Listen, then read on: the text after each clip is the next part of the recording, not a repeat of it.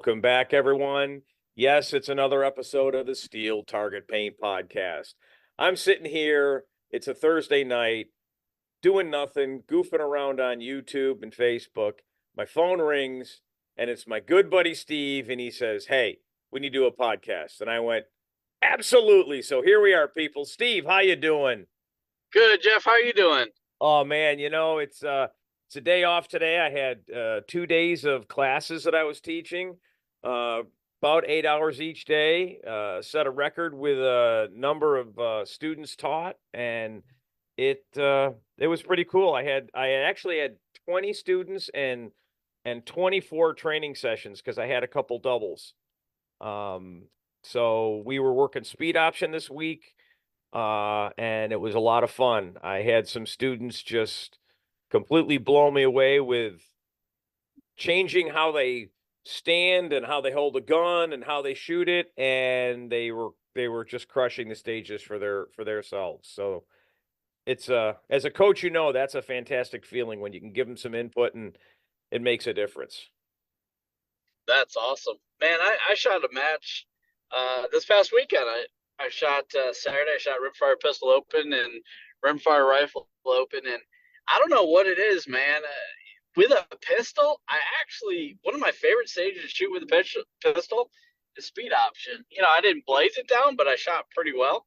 My gauge, if I'm shooting sub 10 seconds, my rimfire pistol open, I consider that that's a win. Go on the next stage. So shot a 9 something, which isn't like, oh my god, that's awesome, but it felt good. It Yeah. just Oh, I know. it was lighting conditions were tough. It's kind of weird, man. When you have the front plates, they were really in the back Hold on. plate. Say that again. Man, it was Steve, you right broke in up the there. shade. You said the front plates were what? Sorry about that. Yeah, they were really, really bright in the Ah, sunlight. And okay. the back plate was like pitch black. It was tough to see, tough to hear.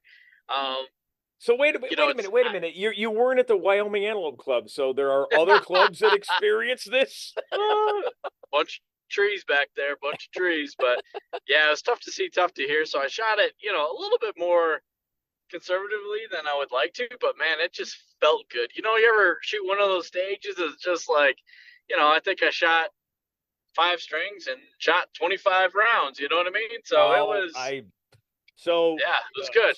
speaking of that, I also shot this past weekend. The Ruskin 8-stage match was on, and it was the first full match where I shot the new brass grips I received from you. Yeah, yeah, yeah.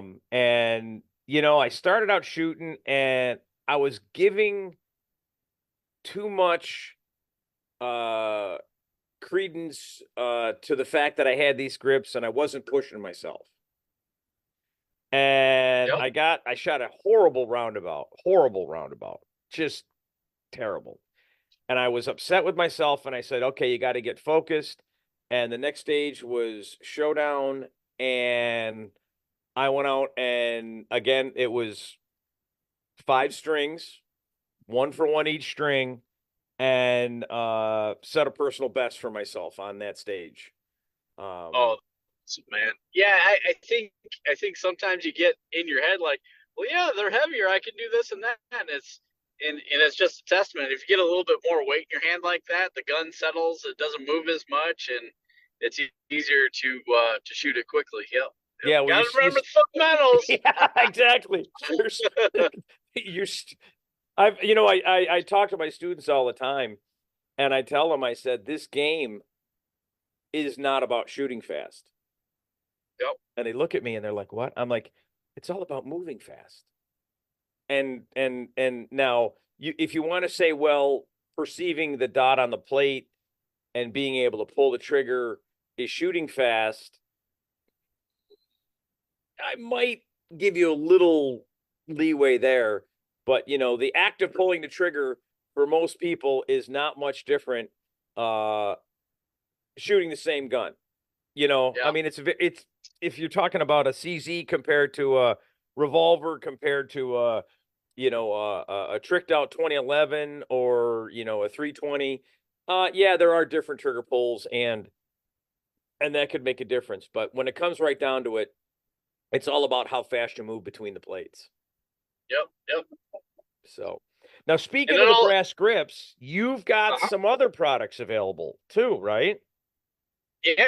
So I've actually got a 2 or 3 in R&D right now, so that'll be pretty cool when bring those out. There's one that I'm super super excited about, and I Is think it a going to lot of be, people. wait, is it going to be brass colored? Because if it is, I'm going to have to get it.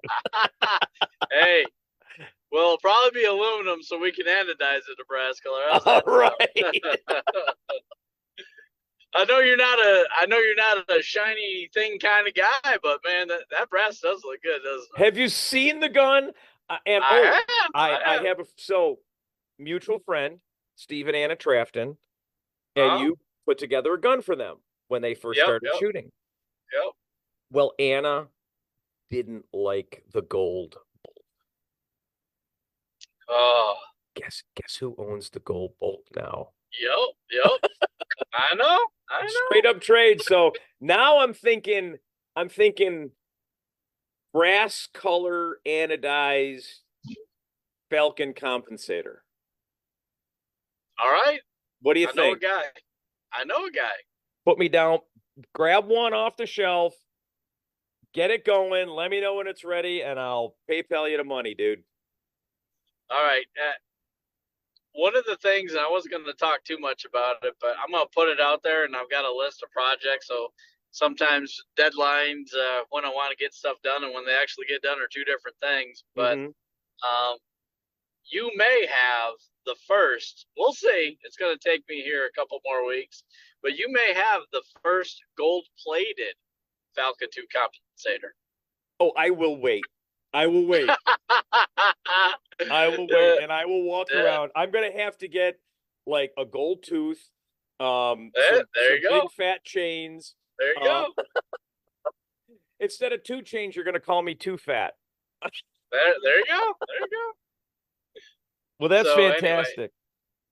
So, yeah, but you got the next. now you had passed on some info beforehand. You got something Yeah, else going on with the Falcon, don't you? yeah, I do. So I've had a lot of people ask me about if the Falcon 2 compensator works good on a rifle, and a lot of misconception with the rifle is does the shooting rimfire, does a compensator really help you with a rifle? Here's similar to what we did with the first Falcon compensator. We put some side cuts in it, and it's not to keep the gun down, although it can help a little bit depending on what speed you're shooting at. But really, it's to get the sound out. And so we're taking the design of the Falcon 2 compensator, that big teardrop looking port on the top. I'm putting 2 on there, 1 on each side, and so it's going to go out the sides for the rifle. So they'll be available probably in 2 weeks or so. That's what I'm targeting. Same price point as the Falcon 2 compensator. I'm not sure what I'm going to call it. I'm not going to call it the Falcon 3. Maybe I will. I don't know. No, We'll see. We'll see. you got the Falcon 2, and then you've got the Falcon 2R for rifle. Oh, I like it. I like it. Okay, because I mean, you think about it, you're designing this. I mean, it'll work. Both of them will work on either platform, but the Yep. second one is more attuned to Yeah. the rifle. Yep. All right. Does this mean I have to pay you a penny No, royalty every no, time not I at sell all. one? I do not want anything. In fact, for those that may be wondering, there are a number of PayPal payments to Steve when I get stuff. I buy them like the rest of you, and that's because I support this kind of stuff in our industry, and it's good product. The gun that I put that together. Little shout out to Billy Striplin. I put on one of his thumb rests because Oh yeah. to me it's the cat's ass for the RFP, the Volquartsen Scorpion. Okay. Yep. And that's what I have. And you get you while I don't need the adjustability, having that is wonderful. The fact that it's a no gunsmith installation. You pop a pin, you put a new pin in, He gives you a new longer screw and you're done. Yeah. It's wonderful. But, I went onto the website and ordered it and was done. And then uh about a day later, I got a message from Billy that was like, aren't you a sponsored shooter? I was like, well, I mean, I'm proud to wear your logo on my shirt. He's like, oh, well, there's a discount for that. It's like I didn't even expect a discount. I was happy to pay full Yeah. price. So again, that's also a testament to Billy going, the extra mile, saying, "Hey, here's Yeah. somebody that deserves a discount." So shout out to him for not only the product that he puts out, but the integrity that he has. Yeah, and just so everybody knows, whenever Jeff buys something of mine, there's an upcharge. Charge him more. Yes, actually, when you call Steve and you ask him if he's got product in stock, it's best not to mention my name. Okay. I will share this. I told Gerald not to say anything to you, but I did modify a set of brass grips and magwell for him. Yeah. Surprisingly, it was a lot easier to get them to fit. I think because brass is just a little bit softer than aluminum. It Yep. wasn't actually. I didn't complain about it this time.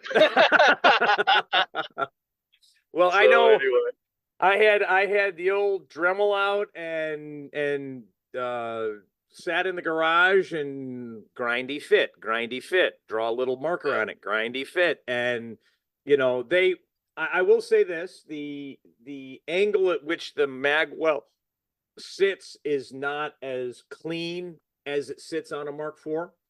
sure.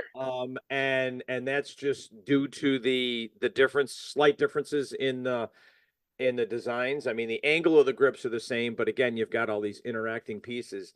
But the Yeah, fact of the matter is, it feels great in my hands. The magazines work without an issue.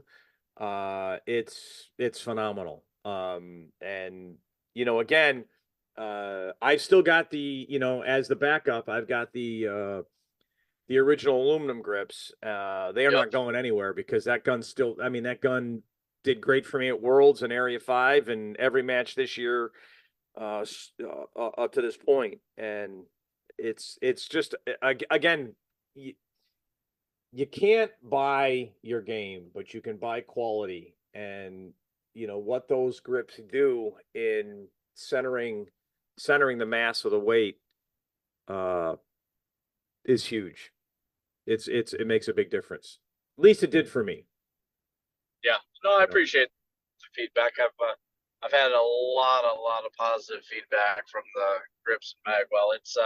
They just celebrated their 1 year anniversary. I think it released them August 1st of last year, and it's definitely exceeded my Okay, I expectations. didn't I didn't So mention this to you, eh, but it was crazy. Like the day after I ordered the brass ones, I had a memory from a year ago of getting the aluminum ones. yep. So that was cool. All right, well, we got some matches coming up, and we got a big match coming up. And you're going to it, and I know Zach's going to it, and I know a lot of other people that are going to it, and that is the Area 2 Steel Challenge Championships. You excited? Man, When are you heading I out? I get on a plane tomorrow afternoon, just about this time. So I'll fly out tomorrow, and I'm shooting Saturday afternoon, Sunday morning, and Kurt scolded me. You can tell him I said that for leaving before awards were done the last time I went. So I'm staying night and good morning. So it was the range, and man, they've All got right, hold on. 24. Take a breath because you're It's going digital on us, Steve. sorry, it's my drive. There we go. See? No, Kurt's you came got right what, back in. So you 24 were saying guns, that maybe that Kurt more. gave you Yeah. kind of a hand slap All for right. leaving before awards last year, so you're staying this year? Yeah. Oh Okay. The only We got tough yeah. part about that match is you. We got yeah.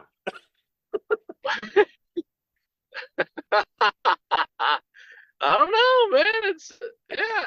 I got You're back plenty of now. signal. I don't You're know back what's now. going on. You're back now. So that's all that Okay. matters. Okay. All right. I'm pulling up. I'm All right. pulling up Yep. right now. Kurt yelled at. Keep going. Kurt yelled at you.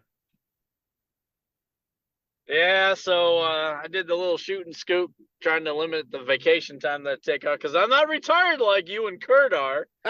So I'm spending the night Sunday and leaving out Monday. The only tough part about leaving out on Monday or any day, it's one of those things, man. It's an all day flight back, but Mhm. the price we pay. I'm looking forward to. He's got a couple Dillon 750s out there. I don't even know how much they've got on the price table. 70, 80,000. He It's tells you it's 60. it's It's probably insane. 80 or 100. Yeah. It's Yep. it's insane what he has. And it's a testament to what he does out there for the match. And why the uh sponsors are willing to donate to him. Because he's, Yep. it's a big match. I was trying to find it on Practice Score, but I'm not finding it. He might have it closed because I'm pretty darn sure it was full. Yeah, I think the last time I talked to him, it was full, and then a couple people backed out. I think he's at 470 guns. The last time I talked to him last week, Yeah, so it's a pretty darn full match. yeah, that's amazing. And I thought they're shooting staff today, if I'm not mistaken. Could be tomorrow, but I think it's today. That's probably why I'm not finding it on Practice Score. So of Yep. course it's only 5 o'clock out there, but let's just do this. Let's go to scores and No, it's go. 3 o'clock out there. Oh, that's right. It's 3 hours. Math is so Yeah. hard. That retired life's got you down, huh? Does That's it, right. Sure enough. Well, no, that's Ely Area 2. That was last year. Yeah, they haven't posted it this thing, but I'm if they were doing some staff today, that makes perfect sense why I'm not finding it. So we'll have to give the updates on that after the match is over, and you're going to have to give us a rundown because I mean I saw ice cream and candy. It's like it's worth paying entry fee just to go for all the amenities, and you don't even actually have to shoot. Oh yeah, and it's all the little touches that just take it to a whole nother level. Yep. Maria posted the other day. I think it's in their Area 2 Facebook group. But they've got people donated carts Loaner for carts. people that are Yep. people that are flying in for loaner carts and ice cream and chip. I mean, come on now. And I think it's still a cash payback match outside of the prize table. So yeah, it's definitely I'm pretty sure he does that. What is it called? the Lewis class system. Lewis class. Yeah. Yeah.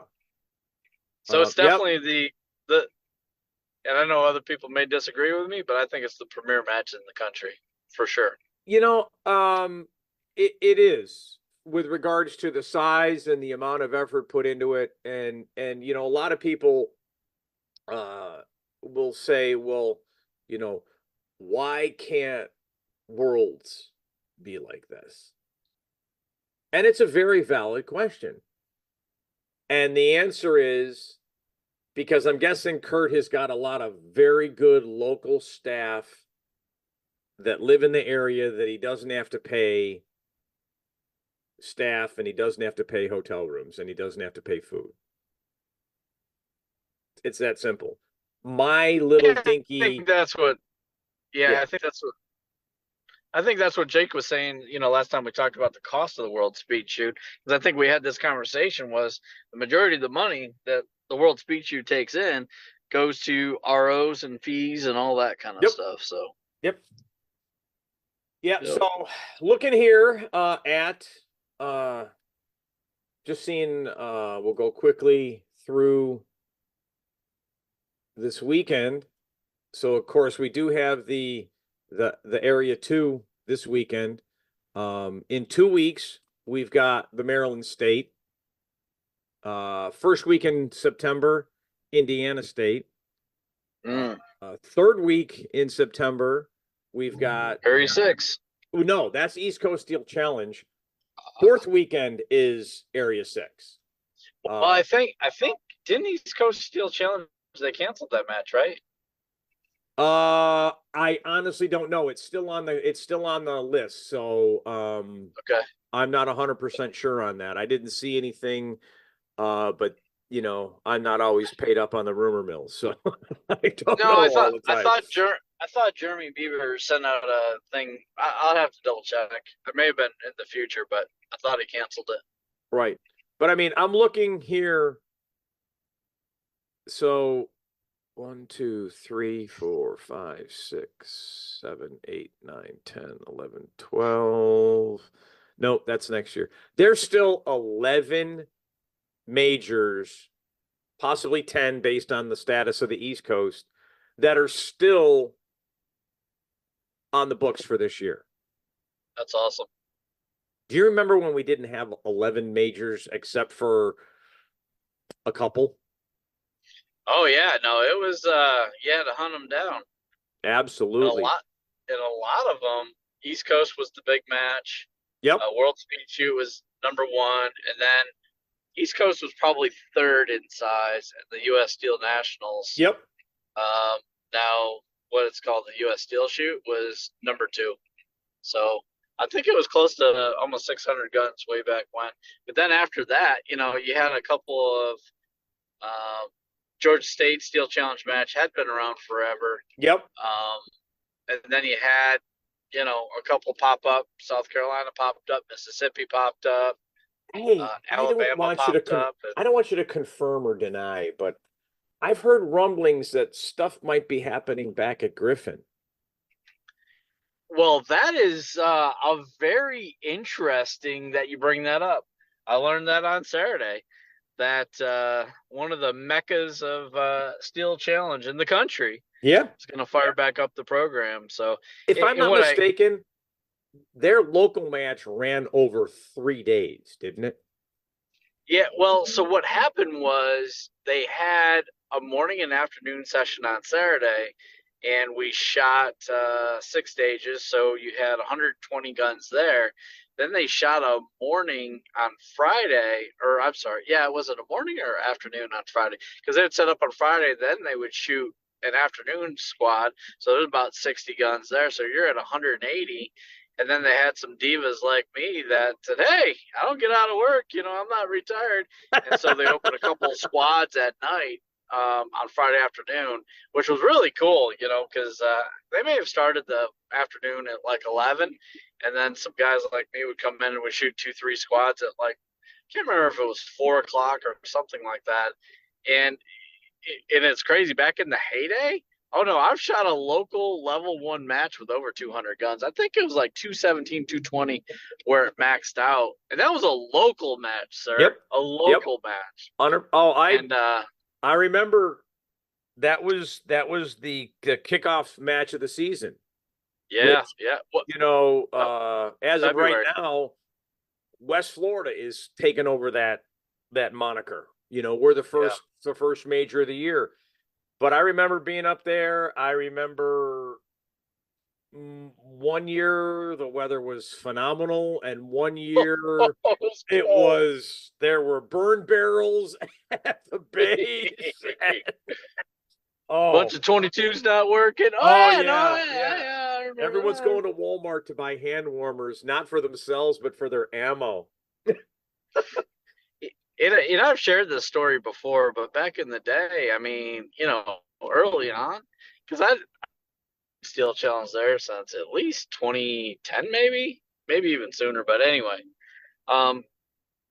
with that many shooters, it was always interesting because people like there, and Chris Barrett was shooting there, and a lot of people would come in, third or fourth place and like, oh, I just can't, blah, blah, blah. And then these folks, because the competition was so stiff in Griffin, they would go to other places and, and win. They're like, oh wow. Yeah. It's like, no, you don't understand that the competition level here is pretty darn strong. So, absolutely. Yeah, no, it's cool to see it get going again. Hopefully it gets back to where it was. I'm sure it'll be gingerly put their toe in the water and all that kind of stuff. But yeah, we'll see where that goes. We'll see where that goes. I still tell a story that I share with my students about the whether you want to call it the fifth freebie or the blind squirrel run experience I had on Smoke and Hope, which if Oh, you've I never been to remember. Griffin,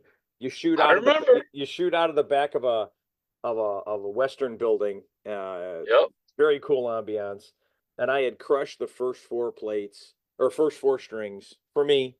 I think I was 1/6s. It was I was in the 6/4s. And I looked at you and I went, Steve, you want to say it? And he goes, watch this. And I said, hold my beer. And I came out and I ripped a 1-3 Yeah. with 3 misses. And afterwards, you pulled me aside and went, what in God's name do you think made you think you were a 1-3 shooter? Yeah, it kind of went something like that, I Yeah, think. it wasn't quite that bad. I embellished that. You actually taught me a valuable lesson that I share with my students is I should have turned to the RO and said, what's my worst time? Yeah. And then just tried to beat that time and better my score. Yeah. And I now embellish the story with what I should have done is just racked out 5 rounds, thrown them down range, and said, give me a missed stop plate. Because that's effectively what the string was worth. Yeah, I hear you. I hear you. All Well, right. Well, what else well, we got to talk about today? let's talk briefly about the board meeting on Monday with the Yep. peak times. You want to kind of walk through that real quick? Sure. So Zach had posted and quite frankly, we can share it now. About a week after we did the podcast involving the peak times, the board, the committee, decided we needed to rescind them. There was a number of concerns regarding the magnitude of the changes. And so we did that. We couldn't share that. Unfortunately, there are things that can and can't be shared. And that was something that we had to hold off and wait because it required a board approval to do it. We can't just say we want them rescinded. The board has to agree to that. And they did. And so as of right now, the thing I can share is we have no peak stage time changes approved by the board. Well, let me share this, Jeff. Yeah, Sure. let me share this real quick before we go into that a little bit further.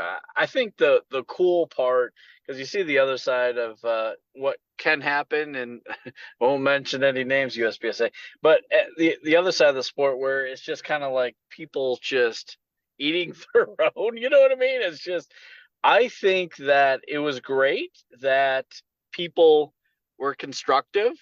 I know that there were some very direct conversations, but I think everybody's intent was altruistic and wanted to do the best for the sport. So I think that it is great that people were constructive in their feedback, reaching out to their area directors.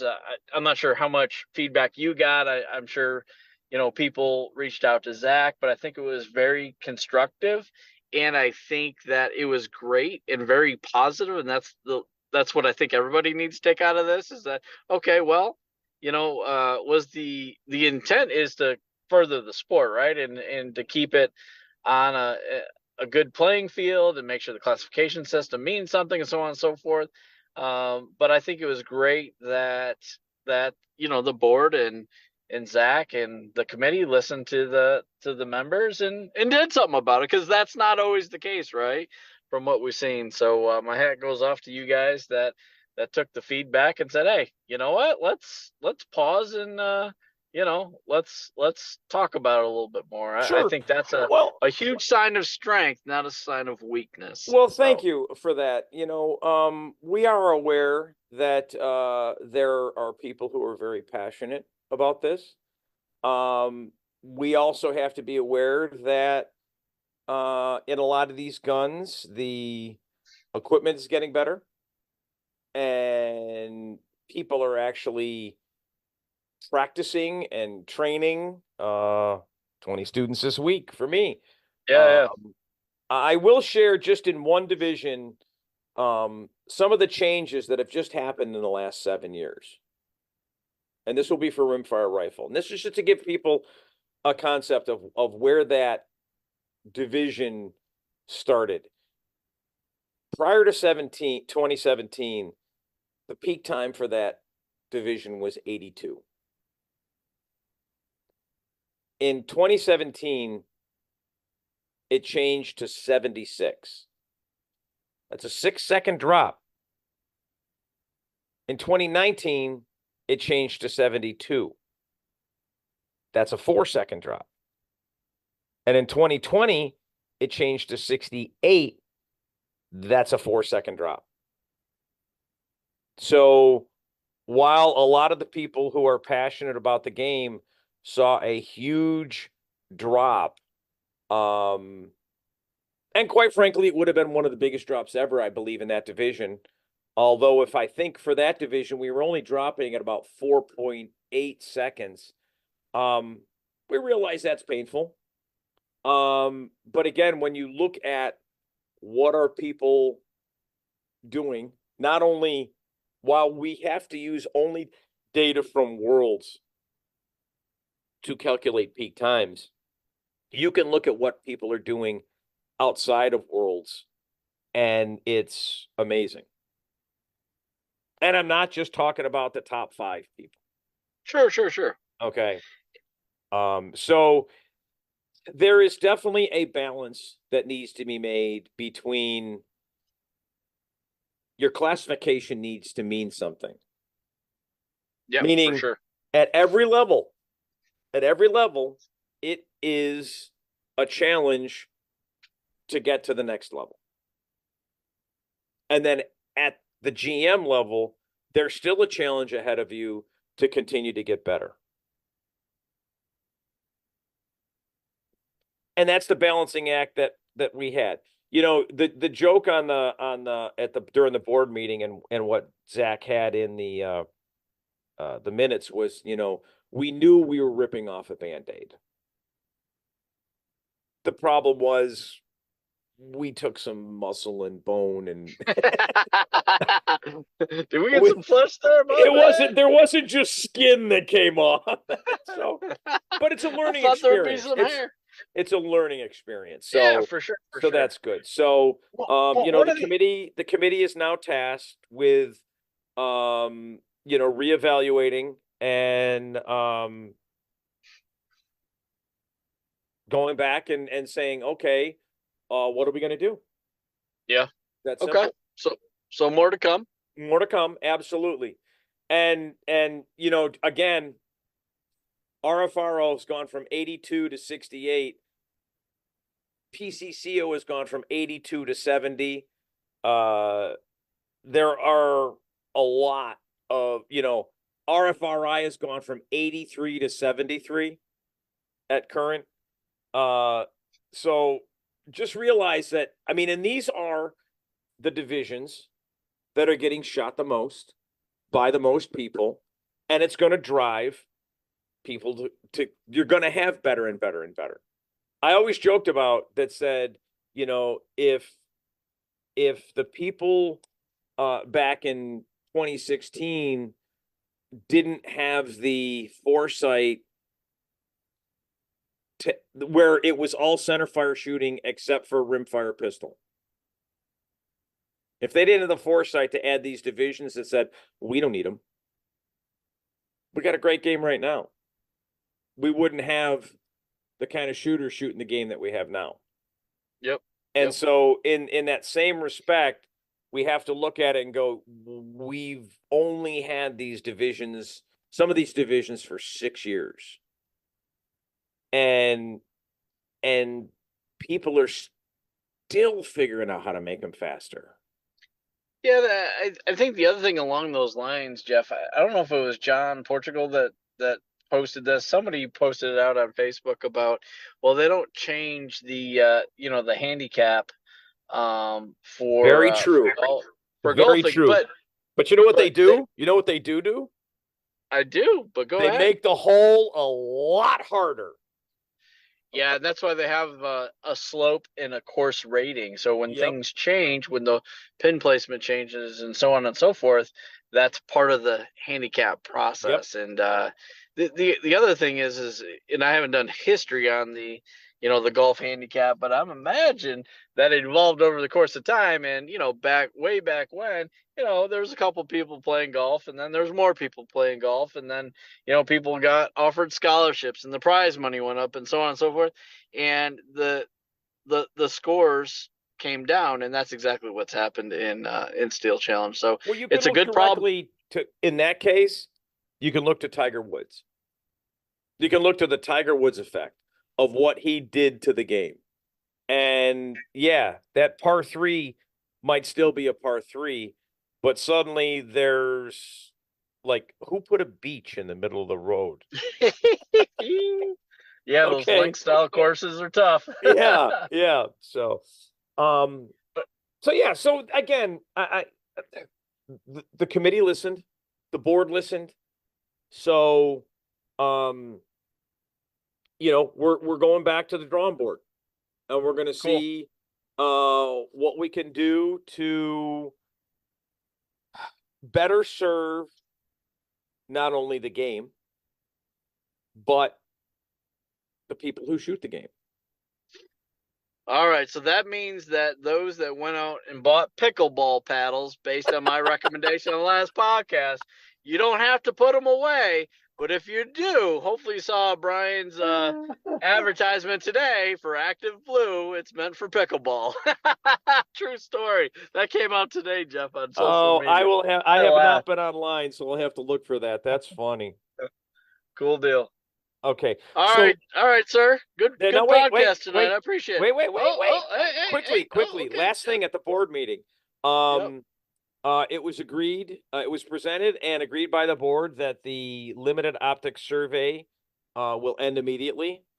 And based on the results of that survey, we are moving forward with what it's going to take to make that a provisional division. Sounds good. So, that there's a whole slew of elements, and you can look at, I believe I know it's in the bylaws, as to what needs to be followed for creating a provisional division, including, getting the rules set through the rules committee, coming up with a success factor. And there's a bunch of timings that we need to do that. So that is in process as we speak. Cool. Well, appreciate the update, sir. All right, man. Sounds good. Well, another great podcast. Thanks for calling and getting me off YouTube for a bit. Hope everybody liked this one. And good luck at Area 2. And to everyone who's going to Area 2, good luck to them. Sounds good. We'll do a podcast next week after Area 2 and let you know how it went. Yeah, I'd love to hear that recap. And I'll do you a favor, Steve. I will end the podcast with, don't forget to use coupon code STPodcast10 for 10% off your order at rangestore.net. How'd I do? All right, Did I get it right? You did. Okay. You okay. did. I had to go from memory. All right, sir. Have a good evening. All right. Bye, Steve. Bye.